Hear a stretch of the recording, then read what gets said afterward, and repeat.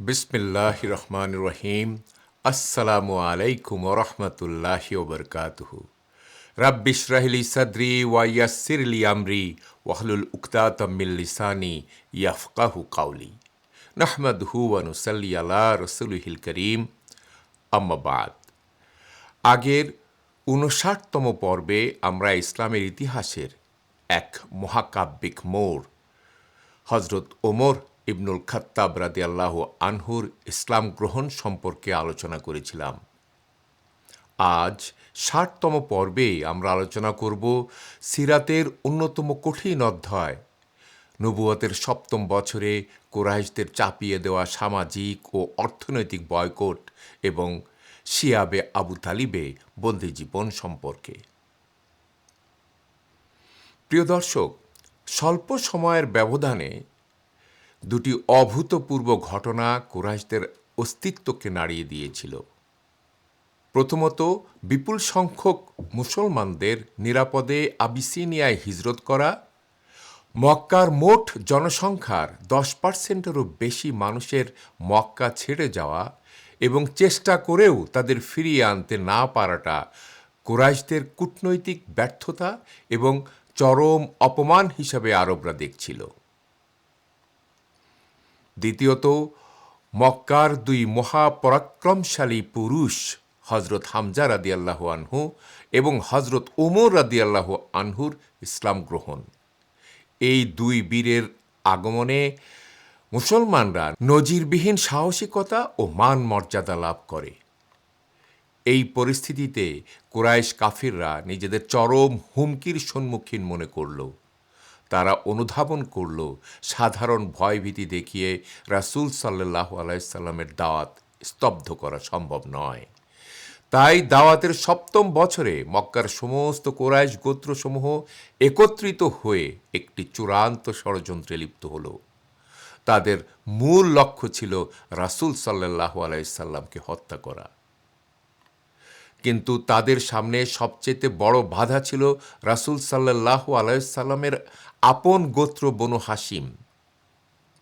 বংশীয় মর্যাদার কারণে বনু হাশিম কখনোই তাদের রক্তকে কাফিরদের হাতে তুলে দিবে না। কুরাইশ নেতারা তখন বনু হাশিমের অভিভাবক আবু তালিবের কাছে গেল। তারা আবু তালিবকে ৩টি প্রস্তাব দিল। প্রথমত, রাসূল সাল্লাল্লাহু আলাইহি সাল্লামের রক্তের বদলে বনু হাশিম যা অর্থ চায় তাই দেওয়া হবে। দ্বিতীয়ত, কোনো কুরাইশ সরাসরি তাকে হত্যা করবে না, অর্থের বিনিময়ে অন্য কোনো গোত্রকে দিয়ে এই কাজ করানো হবে। এবং তৃতীয়ত, যদি বনু হাশিম এতে রাজি না হয় তবে পুরো কুরাইশ জাতি বনু হাশিমকে সর্বাত্মক বয়কট করবে। আবু তালিবের কাছে গিয়ে তারা পরিষ্কার জানিয়ে দিল, আপনাকে হয় মুহাম্মদকে আমাদের হাতে তুলে দিতে হবে, আর না হয় কুরাইশদের সঙ্গে সম্পর্ক ছেদের জন্য প্রস্তুত হতে হবে। আরব সমাজের গোত্রীয় সংস্কৃতিতে এমন সর্বাত্মক বিচ্ছিন্নতা বা বয়কটের বিষয়টি ছিল একদমই নজিরবিহীন। আবু তালিব বিস্ময় প্রকাশ করে বললেন, তোমরা আমাদের কিভাবে বয়কট করবে?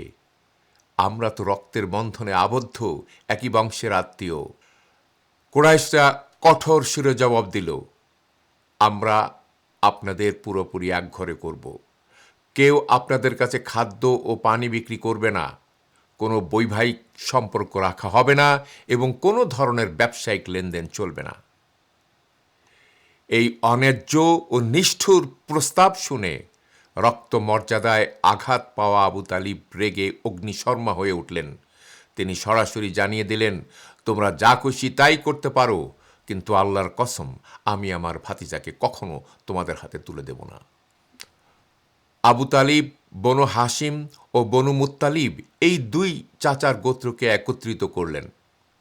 অমুসলিম হওয়া সত্ত্বেও কেবল বংশীয় বন্ধন ও ন্যায়ের খাতিরে বনু হাশিম ও বনু মুত্তালিবের প্রায় সবাই রাসূল সাল্লাল্লাহু আলাইহি সাল্লামকে সুরক্ষা দিতে ঐক্যমত হল। কেবল অভিশপ্ত আবু লাহাব নিজের গোত্র ত্যাগ করে কাফিরদের দলে যোগ দিল। তারা সবাই মক্কার বাইরের একটি পার্বত্য উপত্যকায় গিয়ে অবস্থান নেওয়ার সিদ্ধান্ত নেন। এই উপত্যকাটি বনু হাশিমের মালিকানাধীন ছিল এবং ইতিহাসে এটি শিআবে আবু তালিব বা আবু তালিবের উপত্যকা নামে পরিচিত।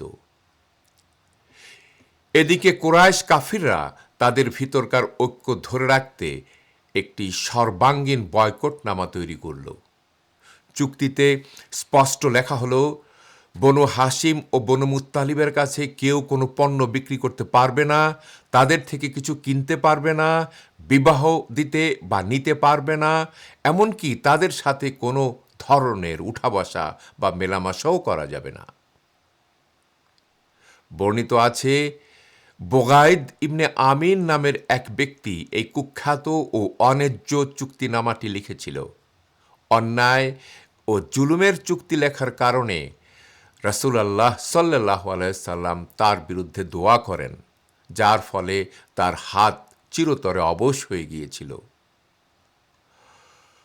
অর্থনৈতিক, রাজনৈতিক ও সামাজিকভাবে বিচ্ছিন্ন করার এই নিষ্ঠুর চুক্তিপত্রটি কুরাইশরা সিলমোহর করে কাবার পবিত্র দেয়ালের ভিতরে ঝুলিয়ে রাখল। আর এভাবেই শুরু হলো সিরাতের এক নির্মম ও ঐতিহাসিক সংকটকাল, শিয়াবে আবু তালিব বন্দী জীবনের সূচনা। বনু হাশিম ও বনু মুত্তালিব গোত্র দুটি মক্কার বাইরে আবু তালিবের উপত্যকায় টানা 2.5 থেকে 3 বছর এক প্রকার নির্বাসিত ও বন্দী জীবন যাপন করেছিল। ইতিহাসে এই দীর্ঘ 3 বছরের দুঃখ কষ্টের খুব বেশি বিস্তারিত বর্ণনা পাওয়া যায় না। এর কারণ দুটি হতে পারে। প্রথমত, এই কঠিন সময় প্রত্যক্ষ করেছিলেন যারা, এমন অনেক সাহাবী পরবর্তীতে ইসলামের বিজয়ের যুগ পর্যন্ত বেঁচে ছিলেন না।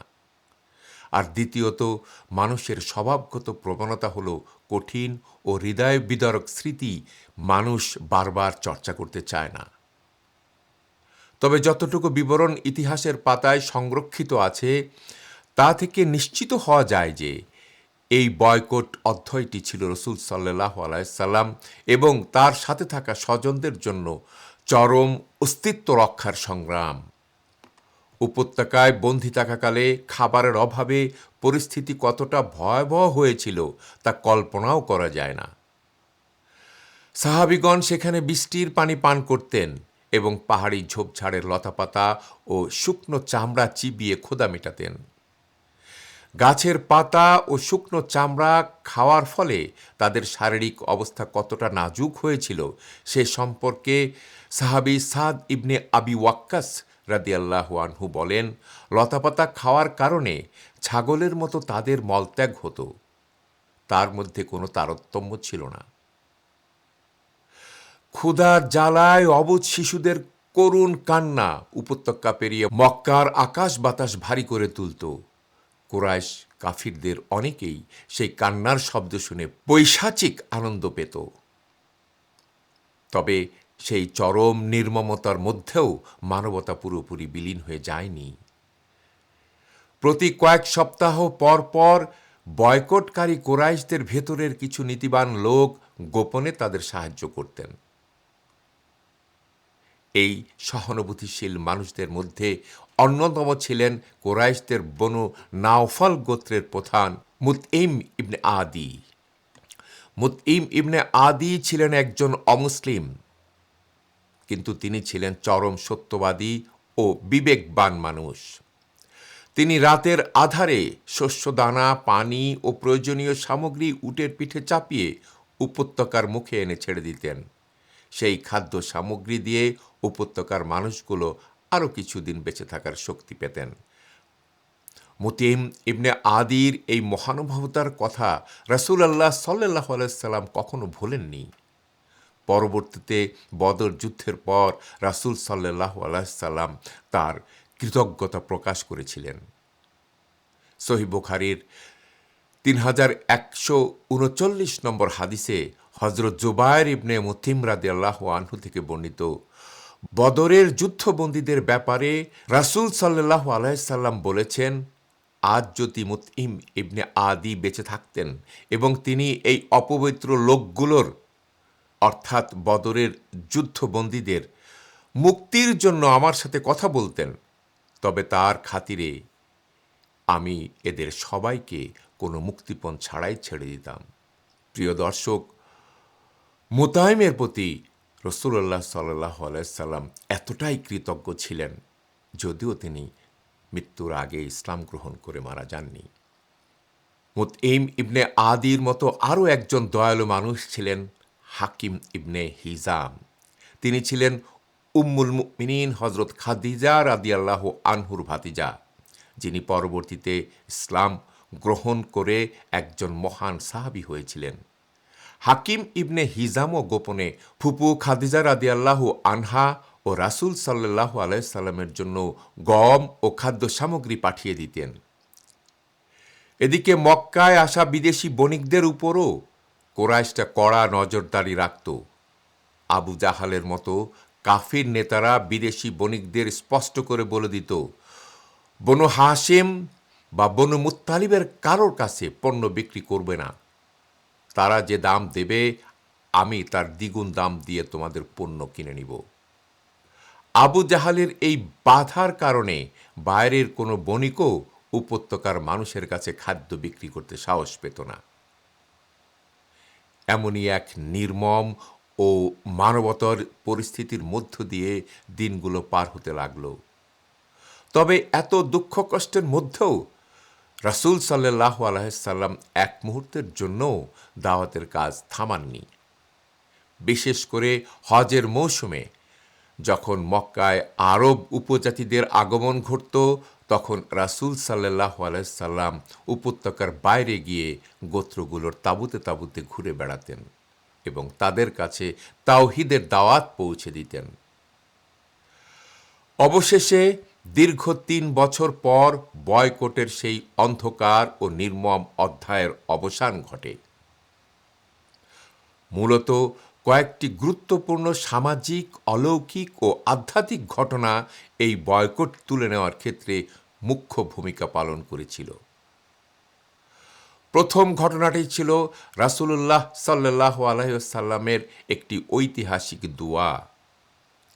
কুরাইশ কাফিরদের সীমাহীন জুলুম ও হঠকারিতা দেখে রাসূল সাল্লাল্লাহু আলাইহি ওয়াসাল্লাম আল্লাহর দরবারে হাত তুলে ফরিয়াদ করেছিলেন, হে আল্লাহ, ইউসুফ আলাইহিস সালামের যুগের দুর্ভিক্ষের মতো এদের উপর কঠোর খরা ও দুর্ভিক্ষ নাজিল করুন।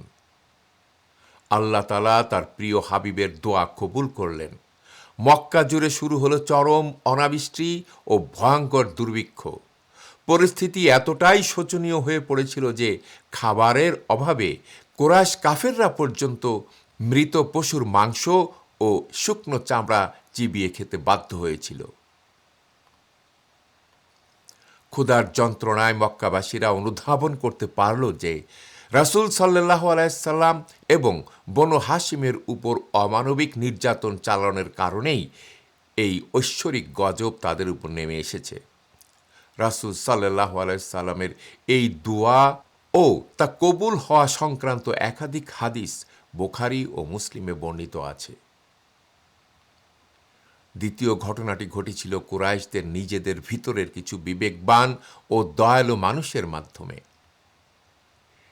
হিশাম ইবনে আমর নামের এক সম্ভ্রান্ত কুরাইশ নেতা বয়কটের নিষ্ঠুরতায় ভীষণ ব্যথিত ছিলেন। তিনি মনে মনে চিন্তা করলেন, নিজের রক্ত ও আত্মীয়দের এভাবে অনাহারে মেরে ফেলা চরম অন্যায়।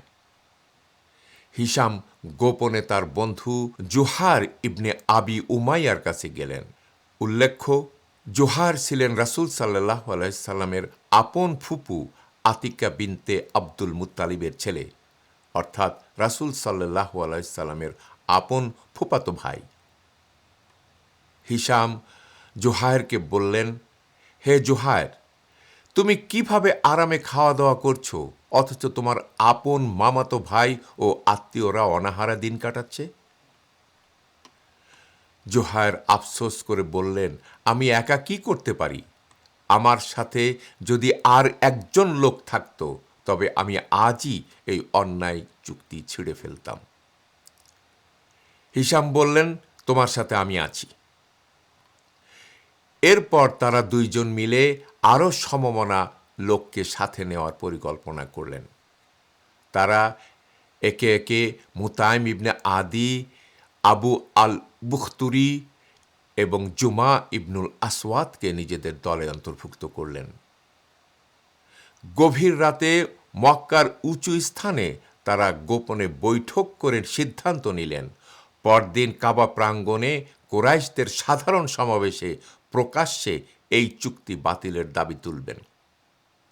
পরদিন সকালে কাবার চত্বরে সবাই নিজ নিজ জায়গায় গিয়ে বসলেন, যাতে কাফিররা আগে থেকে তাদের মধ্যে বোঝাপড়ার ব্যাপারটি যেন আঁচ করতে না পারে।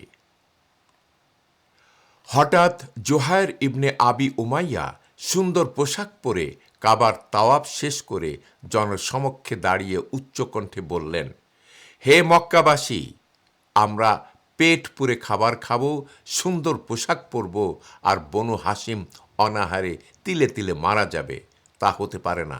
আল্লাহর কসম, যতক্ষণ না এই অন্যায্য ও পাপাচারের চুক্তিনামা ছিঁড়ে ফেলা হবে ততক্ষণ আমি শান্ত হয়ে বসব না।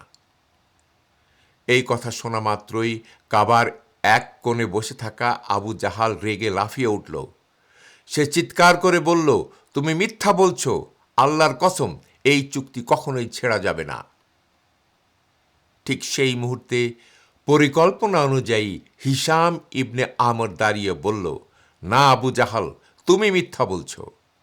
আমরা এই চুক্তি লেখার দিনও রাজি ছিলাম না, আজও রাজি নই।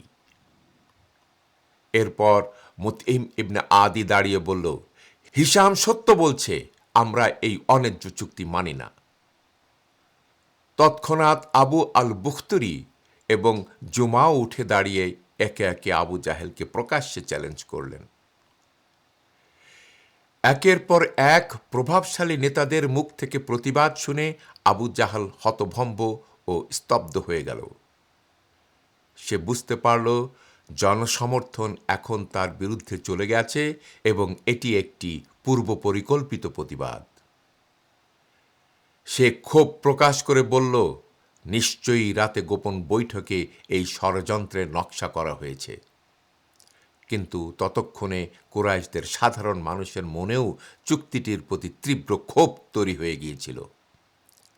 আবু জাহালের বিরুদ্ধে জনমত তৈরি হওয়ার পর বয়কট শেষ হওয়ার পিছনে সবচেয়ে বড় ও চূড়ান্ত অলৌকিক ঘটনাটি ঘটেছিল রাসূলুল্লাহ সাল্লাল্লাহু আলাইহি সাল্লামের একটি ঐতিহাসিক বাণীর মাধ্যমে।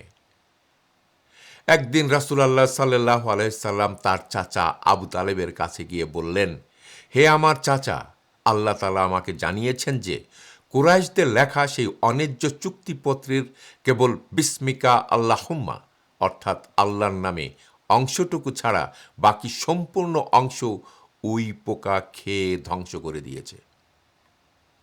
উল্লেখ্য, বয়কটের সেই চুক্তিনামাটি সিলমোহর মেরে একটি থলের ভিতরে রেখে তালাবদ্ধ কাবা ঘরের ভিতরে ঝুলিয়ে রাখা হয়েছিল। কোনো মানুষের পক্ষে ভিতরে গিয়ে তা দেখার কোনো উপায় ছিল না।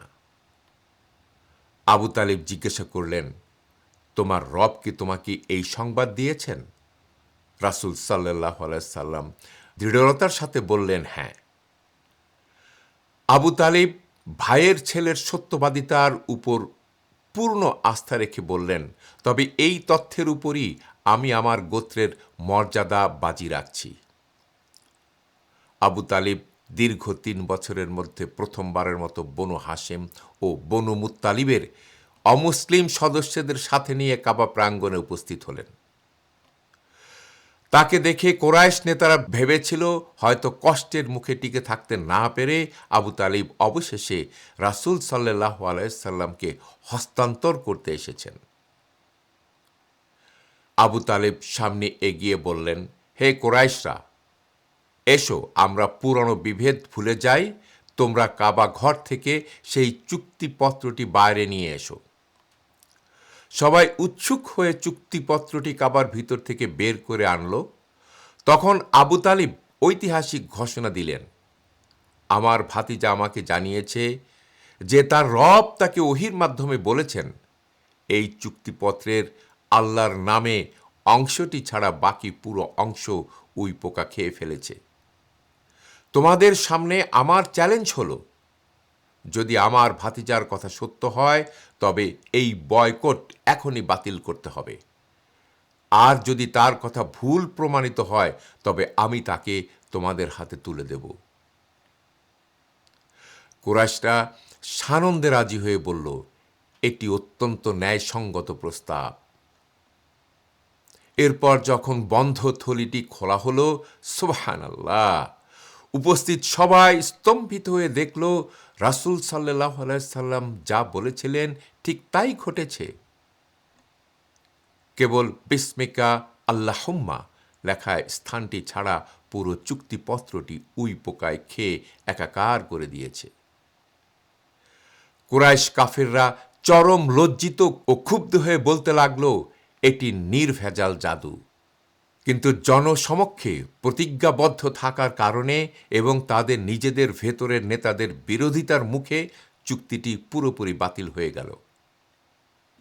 দীর্ঘ 2.5 থেকে 3 বছরের অমানবিক বন্দিদশা ও বয়কটের অবসান ঘটিয়ে বনু হাশেম ও বনু মুত্তালিব বীরের বেশে মক্কায় তাদের নিজ নিজ ঘরে ফিরে এলেন। এই কঠিন বয়কটের দিনগুলোতে আবু তালিবের লেখা একটি আরবি কবিতা ইতিহাসে অম্লান হয়ে আছে, যা লামিয়াতু আবি তালিব নামে পরিচিত। 100 লাইনের এই কবিতার প্রতিটি লাইন লাম বর্ণ দিয়ে লেখা হয়েছিল। এটি আরবি সাহিত্যের অন্যতম অলঙ্কারপূর্ণ ও মর্যাদাপূর্ণ কবিতা হিসাবে স্বীকৃত।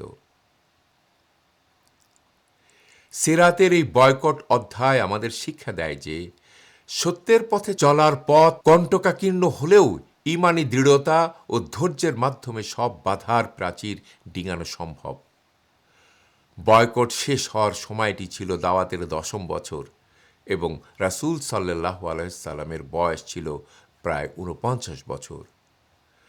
দীর্ঘ 3 বছরের ধকল কাটতে না কাটতেই রাসূল সাল্লাল্লাহু আলাইহি সাল্লামের জীবনে নেমে আসে আরও বড় বিষাদের ছায়া। প্রিয় চাচা আবু তালিব ও প্রিয়তমা স্ত্রী হযরত খাদিজা রাদিয়াল্লাহু আনহার ইন্তেকাল এবং তায়েফের করুণ ঘটনা। আজ এই পর্যন্তই। ওয়া আখিরু দাওয়ানা আনিল হামদুলিল্লাহি রাব্বিল আলামিন। পরবর্তী 61তম পর্বে আমরা আলোচনা করব নবুয়তের 10ম বছরে রাসূল সাল্লাল্লাহু আলাইহি সাল্লামের অভিভাবক চাচা আবু তালিব এবং প্রিয়তমা স্ত্রী হযরত খাদিজা রাদিয়াল্লাহু আনহার ইন্তেকালের সেই করুণ হৃদয় বিদারক অধ্যায়, যাকে ইতিহাসে আমুল হুজন বা শোকের বছর বলা হয়। এখন আমি বিনয়ের সাথে আপনাকে এই সিরাতের সাথে সংযুক্ত হওয়ার জন্য অনুরোধ করছি। এই বরকতময় উদ্যোগে আমাদের সাথে যোগ দিন। আপনিও এই সিরাত সিরিজটি অন্যদের সাথে শেয়ার করার মাধ্যমে নিজের জন্য একটি সাদাকায়ে জারিয়ার উৎস তৈরি করতে পারেন। প্লিজ আমাদের চ্যানেলটি সাবস্ক্রাইব করুন, নোটিফিকেশন বেলটি চেপে রাখুন যাতে কোনো পর্ব মিস না হয়, আর এই ভিডিওটি আপনার প্রিয়জনদের মাঝে ছড়িয়ে দিন। আল্লাহ আমাদের সকলকে রাসূল সাল্লাল্লাহু আলাইহি সাল্লামের সিরা থেকে আলো নিয়ে পথ চলার তৌফিক দিন। আমিন। জাযাকুমুল্লাহু খায়রান। আসসালামু আলাইকুম ওয়া রাহমাতুল্লাহি ওয়া বারাকাতুহু।